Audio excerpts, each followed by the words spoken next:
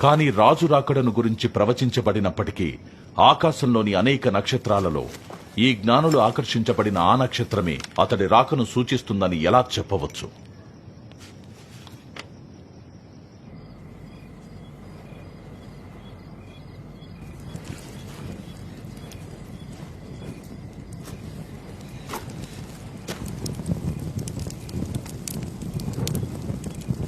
శతాబ్దాల పాటు ఇది అంతుపట్టలేదు.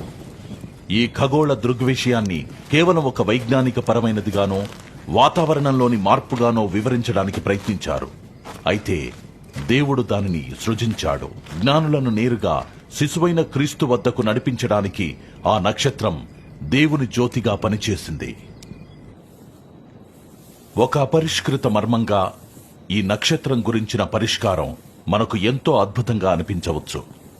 ఇక ఆకాశములు గతించి మన ప్రశ్నలన్నింటికీ జవాబు దొరికేటప్పుడు మాత్రమే విప్పి చూడాల్సిన క్రిస్మస్ బహుమతిగా ఇది ఉండబోతోంది. అసలు ముఖ్యమైనదేమిటంటే ఈ నక్షత్రం యొక్క పరమార్థం. ఎందుకంటే దాని వెలుగు సువార్తల్లో నుండి ఉదయిస్తూ మనలను ఆయనను ఆరాధించడానికి పిలుస్తుంది. నిజ సమాధానకర్త ఉన్న పశువుల తొట్టికి ఇతర విశ్వాసాల వారిని, ఇతర ప్రాంతాల వారిని ఆకర్షించేంత ప్రకాశమానంగా ఆ నక్షత్రం వెలుగుతుంది. అది ఆకాశంలో తన ఆధిపత్యాన్ని చూపించింది. మన విశ్వాసం ప్రపంచమంతా చూడగలిగేంత గొప్పదని మనకు గుర్తు చేస్తుంది.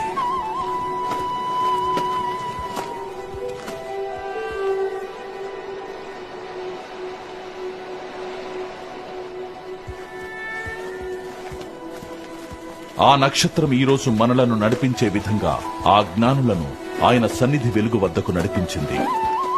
మనం అక్కడకు చేరుకోగానే ఆయన వచ్చస్సు ముందు అంత ప్రకాశవంతమైన నక్షత్రం కూడా కాంతి విహీనంగా కనిపించింది.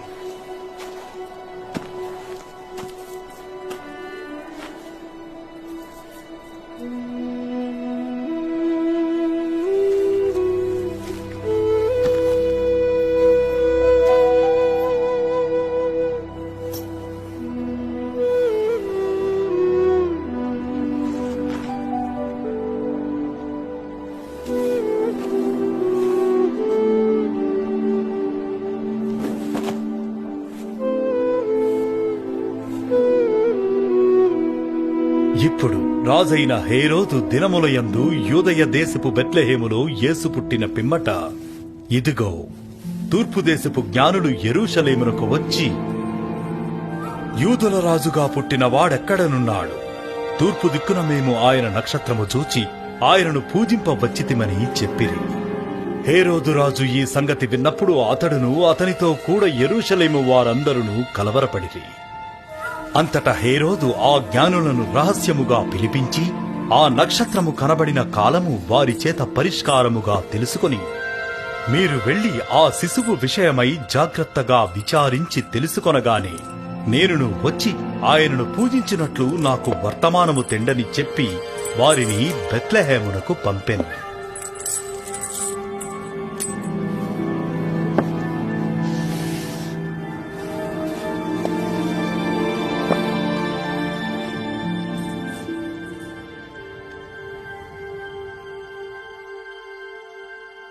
కొన్ని ఏళ్ల క్రితమే ఒక స్త్రీ ఒక సంకుచిత ప్రదేశంలో ప్రసవించగా గొర్రెల కాపరులు ఆ బిడ్డను పూజించారని, ఆ సమయంలో బెత్లెహేములో రేగిన అలజడి గురించి హేరోదు ఖచ్చితంగా విని ఉండొచ్చు. వ్యర్థమైన వాదనగా కొట్టిపారేయడానికి హేరోదు ప్రయత్నించాడు.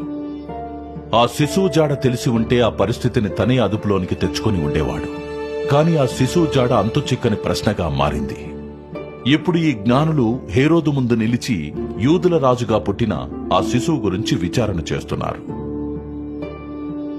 హేరోదు దీన్ని గుర్తించాడు. ఆ సమయానికి తన జీవితంలో ఇంకా ఏదైనా సాధించాల్సింది ఉందంటే తన స్థానాన్ని పొందగలిగిన వారిని నిర్మూలించడమే.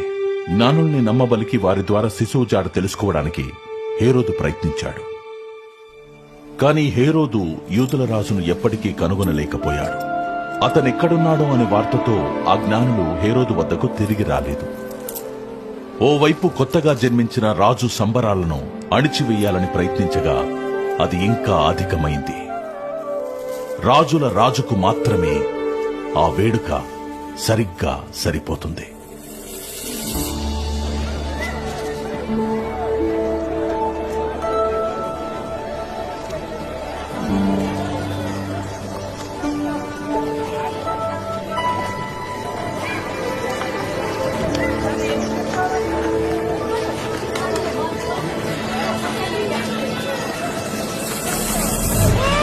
రాజులు వస్తున్నారు, రాజులు వస్తున్నారు.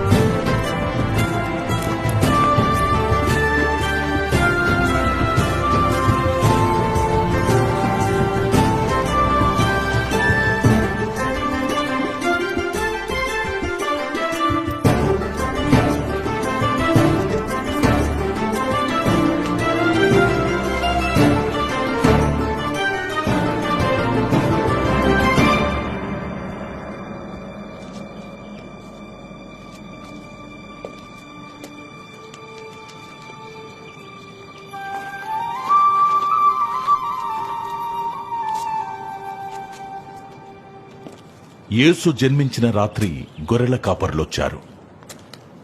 వారి ప్రత్యేక తనయుణ్ణి ఇంకా ఎంతకాలం ఇలా రహస్యంగా ఉంచాలి అని మరియ యోసేపులు ఆలోచిస్తూ ఉండగా ఈ జ్ఞానులు అనుకోకుండా ప్రత్యక్షమై యేసే క్రీస్తని, మెస్సయ్య అని నిర్ధారించారు.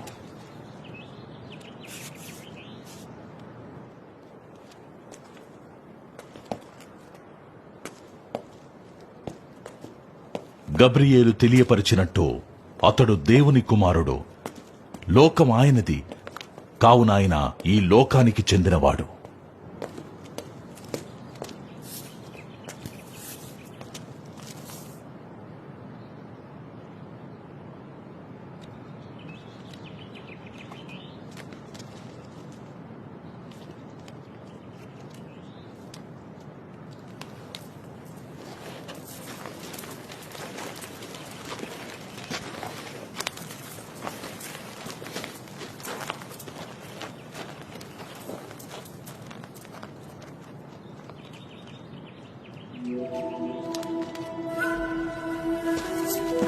Shah! Shah! Raja! Raja! Wawa! Wawa!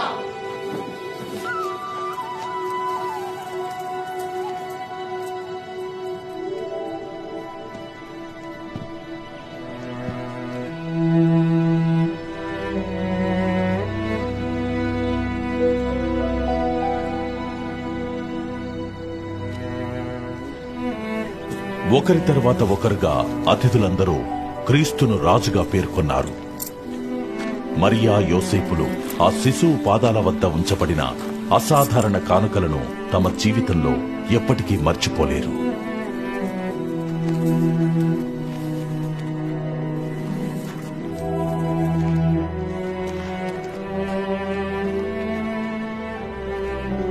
తల్లి అయిన మరియను ఆ శిశువును చూచి సాగిలపడి ఆయనను పూజించి తమ పెట్టెలు విప్పి బంగారమును సాంబ్రాణిని బోళమును కానుకలుగా ఆయనకు సమర్పించిరి. వారు చేసిన ఈ తీవ్ర పరిశోధన వారి దేవుడు కానివాడైనప్పటికీ తమను ఈ లోకంలోని వారందరినీ చేరుకోవడానికి లోకరక్షకుడిని ఈ లోకానికి పంపించిన దేవుణ్ణి కనుగొని పూజించడానికి ఉపకరించింది.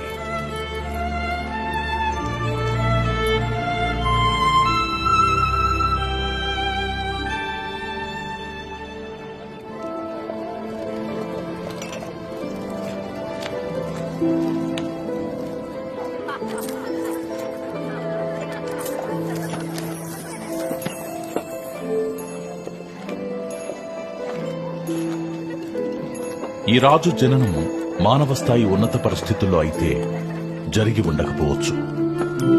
కాని మన ప్రభువు తదుపరి ప్రపంచంలో తన మహిమతో అంతిమంగా ప్రత్యక్షపరుచుకున్నప్పుడు ధనికుడైన ప్రతి పాలకుడు ఆయన ముందు మోకరిల్లుతారు. ఆ ఘడియలో జీవించి ఉన్న వారిలో గొప్పవారు ఘనహీనులు అంటూ ఎవరూ ఉండరు. రాజకుమారులు కార్మికులు అంటూ ఎవరూ ఉండరు. సింహాసనం పాదాల చెంత చేరిన తన ప్రియులందరిలో ప్రక్కనే నించున్న తనకిష్టమైన పిల్లలందరిలో నిత్యుడైన రారాజు మాత్రమే నిలిచి ఉంటాడు. యేసు ఈ లోకమంతా సంచరించినప్పుడు యేసు ప్రేమ ఈ లోకంలో స్వస్థపరుస్తూ బోధిస్తూ హృదయాలను మార్చుతూ కొనసాగింది. ఆయన అనుచరులు ఎక్కడికైతే వెళ్తారో అక్కడ ఆయన స్వరం వినిపిస్తూనే ఉంటుంది. ఆయన పరిచర్యను అనుభూతి చెందవచ్చు. యేసు జ్ఞానములోనూ ఘనతలోనూ నానాటికి ఎదుగుతుంటే ఆయన తల్లిదండ్రులు దేవదూత తమతో చెప్పిన మాటలను గుర్తు చేసుకుని ఉండవచ్చు కదా. నీవు దేవుడి కుమారుడవు, నీవు ప్రజలను వారి పాపముల నుంచి రక్షిస్తావు. కాని ఎలా? వారి కుమారుడే ఎందుకు? యేసే ఎందుకు?